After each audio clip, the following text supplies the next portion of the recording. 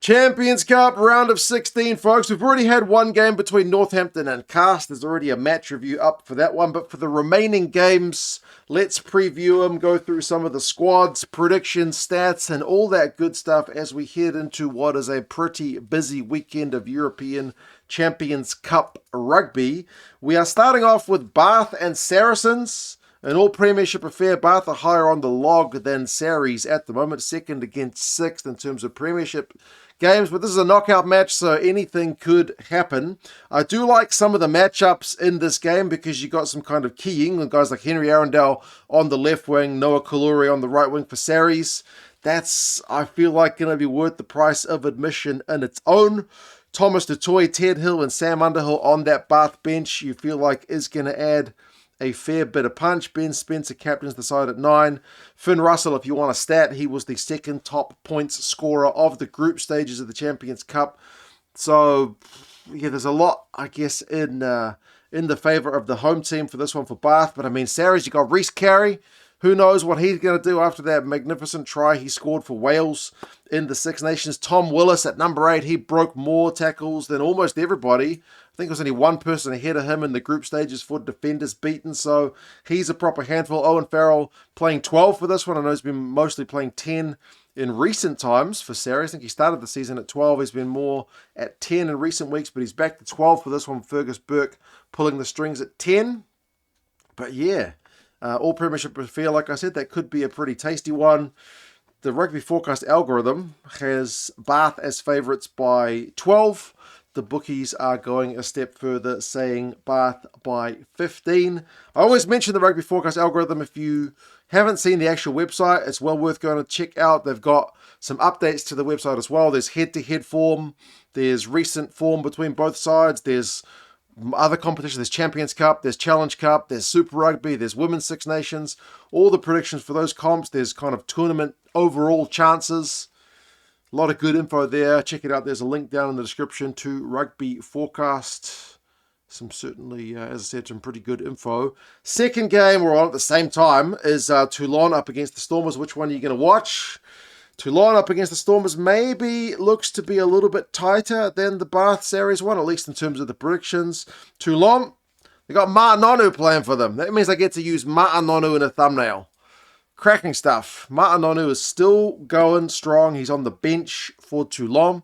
Toulon's having a little bit of a crisis, seemingly, like they're not ranked well at all in the top 14 at the moment. They're kind of having a bit of a bad season, but they've still got some bloody good players. They got Dreon on the right wing, who scored 4 tries in the group stages. They got Italian international Nacho Brex. They got Argentinian international Thomas Albanoz at 10. Scottish international Ben White at 9. They got Charles Olivon at 7, who was having a cracking Six Nations in the second row. They got some good players. Zach Mercer's going to come off the bench for Toulon. As I said, 40-plus-year-old Ma'anonu. We'll see if they can get it right at home. Like European home games, that's supposed to be Toulon's thing. So we'll see if they step up for this one and bring the fans some good news. For the Stormers, they've taken a pretty strong lineup. I guess the main talking point is the fact that Sasha is on the bench for this one. Like, he had 8 clean breaks in the group stages, which is more than any other 10. But he is only on the bench for this one, so maybe a bit of impact. Drew Mati is going to pull the strings at 10, so maybe a slightly more conservative pick. But Sasha's goal kicking, from what I've seen of it recently, has been pretty erratic for the Stormers. Maybe they're thinking they need to kick their goals. Exciting back three of Gelant, Willemse, and Leolin Zas. If they can get themselves into some space, there could be some problems. Evan Roos, always a man to watch in the loose, looking for a good kind of close-range try, barrel through some potential tacklers, but yeah, they are underdogs. The Stormers, kind of unsurprisingly. 11 points, says the algorithm, and 5 points, say the bookies. So those are your first 2. Then you got Glasgow up against the Bulls, so it's an all URC affair. And both sides, to be fair, in the URC are in pretty good form. So this one is a tasty matchup, although Glasgow has been such a tough place for any visiting teams. It's been a real graveyard for visiting teams. Xander Fagerson and Matt Fagerson both starting for Glasgow. So scrum will be an area the Bulls look to squeeze them, but Xander is, one of the top scrummagers in Scottish rugby, that's for sure. Matt Fagerson, his brother, was the second top tackler of the group stages, so he'll be looking to keep the Bulls' attack quiet. Kyle Steyn, very familiar to South African fans, but geez, on that right wing, the top back for defenders beaten in the group stages, so he's always going to be an attacking threat. Yeah, that is very hard to beat at home. But the Bulls have brought a very strong lineup. How many is it? Like 8? 1, 2, 3, 4, 5, 6, 7. There's a lot of starting players for the Bulls who are Springboks, either current or former. Kanan Moody, Kurtley Ahrens, Alejandro Pollard, Ambrose Papier. Like, Ambrose Papier has not been a Springbok for a long time, but he's in bloody good form. Steenekamp, Grobelaar, Nokia, Marcel Coetzee, likewise not a current Springbok, but he's been there in the past. Elric Lowe, Cameron Hanekom, one-cap Springbok, now that he's back fit, can be a devastating ball carrier at number 8. So, like, for all the grief the South African teams get in, the Champions Cup for not adding value yet to the competition like they have to the URC, they're giving their best shot. They're putting their best foot forward, the Bulls guys. They're putting out a strong lineup here. They're not sending their second string and focusing on the URC like they have been accused of in the past. That being said, Glasgow still big favourites, 9 points with the bookies and 17 points with the Algo. Now Toulouse against Bristol, which is on at the same time. I think that's predicted to be a bit of a walkover for Toulouse. I mean, when you see the side with Dupont, Intermac, Barassi, Miafu, Flamand, Gillon, Jacques Willis has got a bunch of turnovers in the group stages. They have got an absolutely stacked squad. They are first in the top 14. They are probably the best club team in the world. They are going to be tough for anybody. Bristol are a fun team to watch. Like, Ravovo was cracking in the group stages. He was getting a bunch of clean breaks.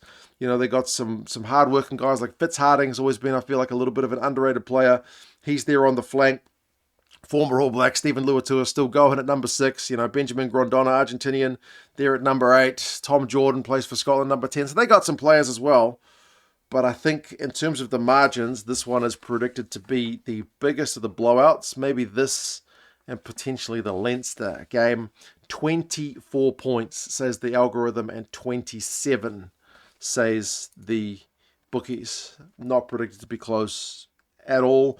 Then you got Quins and Sharks, which is kind of a odd game because neither side is exactly doing that well in the Prem. Quins are 9th out of 10 teams and Sale are 7th. And yet it's a Champions Cup round of 16 and one is going to go through to the quarterfinals. So, yeah, maybe this one's going to be the closest of them. But I don't think either of these sides will be very favoured to go past the quarterfinals. But, hey, in knockout rugby, you give yourself a chance. I mean, there's still internationals in both of these teams. Caden Murley was in very sexy form in the group stages of this competition. He had the most clean breaks of anybody. Marcus Smith is still there at 10, They got Rodrigo Iscro, the 7-star, Argentinian international, there on the right wing. So they got some players as well. And for Sale, Tom Roebuck, he's been doing his thing for England in the Six Nations campaign. Likewise, getting himself some tries. Ernst van Rijn in the locks. I think he had more tackles than anybody else in the group stages. So Sale will be looking to tackle the house down, keep the contest close. And Quins, I mean, as I said, 9th in the Prem. They're another team, kind of like Toulon, who could maybe use a feel-good win. They're 11-point favourites with the algorithm, the Quins guys, but only 2 with the bookies. So that one, as I said, is predicted to be close. Had to get those magnets around the right way. Bordeaux is hosting Leicester. Bordeaux, likewise, with their position as reigning champions, predicted to be pretty comfortable favourites over an English opponent, but maybe not quite as heavily favoured as Toulouse up against Bristol, because, I mean, Leicester are doing better in the Prem than Bristol are. Leicester are in 3rd, Bordeaux 4th in the top 14. There's still a lot of attacking weapons in that Bordeaux lineup, though. Like the back line of Luku, Jalibert, Moefana, Pinot's in the midfield, BLBRA, who had 6 tries in the group stages, just won Six Nations Player of the Tournament. He's there. You got Celeste Rayasi, Fijian international, former Hurricanes player at fullback. They've got some absolute weapons in that back line. You got Big Ben Damiafuno on the bench. Yeah, Bordeaux, they're a good team as well for a reason. Although, I mean, look at the Leicester wingers have both got some pace. Adam Radwan is very quick on the right wing. You got Ollie Hassel-Collins on the left, so that's some proper speedsters. Aussie Izzy Parise is there in the midfield. Freddie Stewart will be looking to defuse any high balls if they kick him at fullback. But yeah, uphill battle predicted for the Leicester guys. 16 points, says the algo. 29, say the bookies. And then the final game, Leinster up against Edinburgh. Another URC affair. Leinster are up the top of the URC in 4th, whereas Edinburgh are down the bottom in 13th. So probably a big old mismatch. I feel like my man Rico probably needs a big game because he's been less than impressive, I think, for Leinster since signing, but he's got himself a big European game to put his hand up. Caelan Doris has been exceptional in the Champions Cup thus far. I think he was second overall in the group stages, second equal for carries, just one behind Jack Dempsey. So he's going to be doing it from number 8. Van der Fleer is going to be getting turnovers at 7 like he was in the group stages. Interestingly, they've gone with Byrne at 10.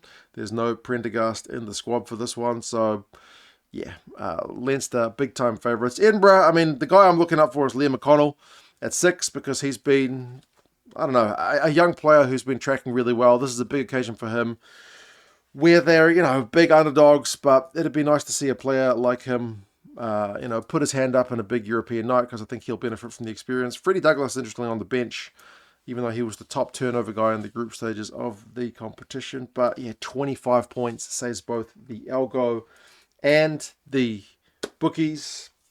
That is the round of 16 in a very kind of brief nutshell. All the home teams predicted to get wins by both the bookies and the algorithm, with Harlequin Sale predicted to be the closest, but maybe not for the right reasons because they're both teams that aren't flying high thus far this season. I feel like Toulon Stormers should be a very interesting game. Well, that's 2 in the morning for me, so I won't be watching that live. Glasgow Bulls, with the strength of the Bulls team heading abroad, despite the fact that it's an all-URC test, so it doesn't have the cross-competition element to it, also looks pretty interesting. And then, I don't know, maybe Bordeaux up against Leicester, Bath against Saracens. You guys let me know your thoughts on what you think is going to be the game around. Take care, and I'll talk to you guys again soon. See you later.